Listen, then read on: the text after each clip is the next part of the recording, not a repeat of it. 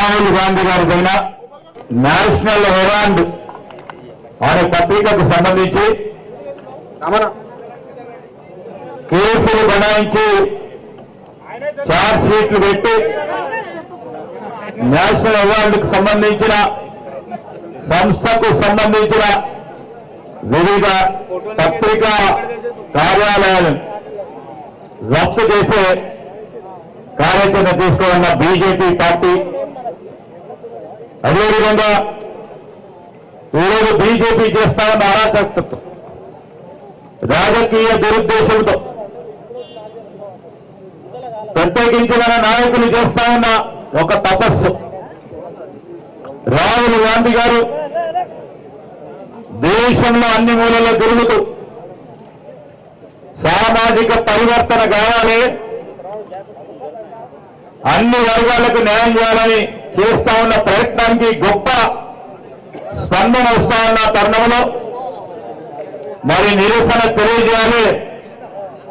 ED కేసులు పెట్టి Congress party కార్యకర్తని నాయకుల్ని మన ఆది నాయకత్వాన్ని బెదిరించే కార్యక్రమం చేపడతా ఉన్న నేపథ్యంలో ఈరోజు ప్రదేశ్ కాంగ్రెస్ కమిటీ అధ్యక్షులు మహేష్ కుమార్ గౌడ్ గారి ఆధ్వర్యంలో జరుగుతా ఉన్న ఈ ధర్నా కార్యక్రమం భాగంలో మరి మన ఇన్ఛార్జ్ మీనాక్షి నటరాజన్ గారు, ఏఐసిసి సెక్రటరీ సోదరులు విశ్వనాథన్ గారు, అదేవిధంగా మన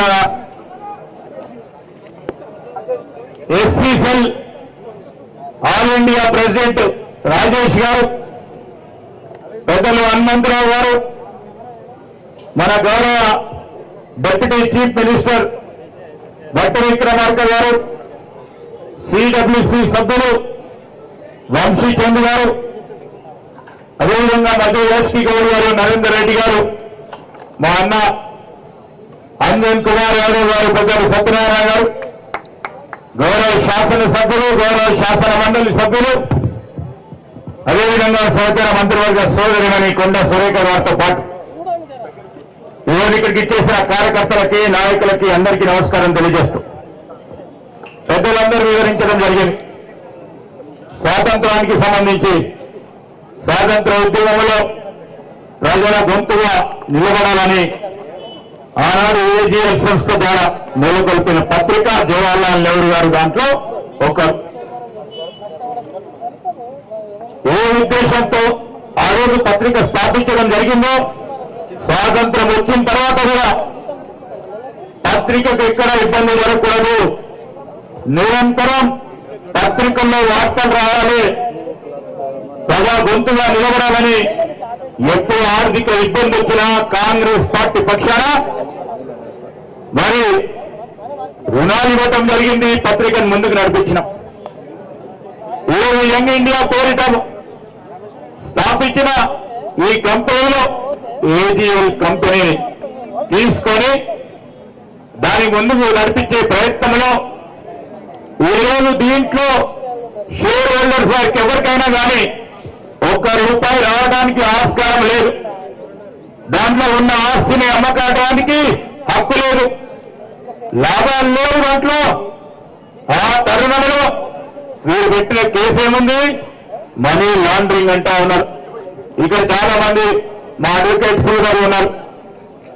ఈరోజు మనీ లాండరింగ్ అంటే ఒక్క స్థానం నుంచి ఇంకో స్థానానికి డబ్బు కదిలింపు చేస్తే వివిధ మరి ప్రపంచంలో ఉన్న దేశాల్లో ఎక్కడి నుంచో ఆ డబ్బు స్థానచలనం జరిగితే మనీ లాండరింగ్ అనే అంశం వస్తుంది. అసలు డబ్బే ఇక్కడి నుంచి ఇక్కడికి మారలేదు, డబ్బు వచ్చింది లేదు. 90 కోట్ల పైచలకు అప్పులను కూడా ఈరోజు ఈ సంస్థ మీద తీసుకొని సంస్థను నడపాలనే ఒక ప్రధానమైన ఉద్దేశంతో, ఒక మంచి స్ఫూర్తితో ముందుకు పోవాలని మన నాయకత్వాలు పనిచేస్తాయి.